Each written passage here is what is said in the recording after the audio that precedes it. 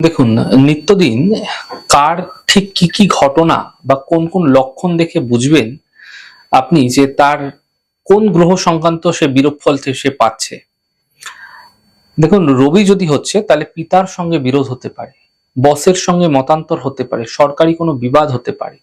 চন্দ্র হলে মায়ের সঙ্গে আদর্শগত মতের অমিল, জলের অপচয়, অকারণে দুশ্চিন্তা।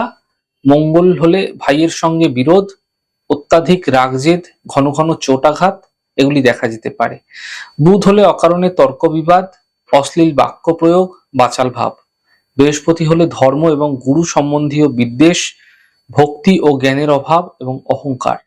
শুক্র হলে বিপরীত লিঙ্গের প্রতি অদম্য আকর্ষণ, লাগাম ছাড়া কামনা বাসনা, সর্বদা অপরিচ্ছন্ন ভাব। শনি অতিরিক্ত আলস্য, সমস্ত কাজে অযাচিত দেরি, কর্মে অনীহা। রাহু হলে নেশায় আসক্ত, অপব্যয়, জুয়া এবং ফাটকার প্রতি ঝোঁক। কেতু হলে পরনিন্দা, পরচর্চা এবং আধ্যাত্মিক আকর্ষণ নেই বললেই চলে। গুপ্ত শত্রুর প্রভাব জীবনে বৃদ্ধি পাচ্ছে। এই প্রভাবগুলি যদি আপনার মধ্যে দেখা যাচ্ছে, তাহলে এই গ্রহের অশুভ প্রভাব কিন্তু আপনি ভোগ করছেন।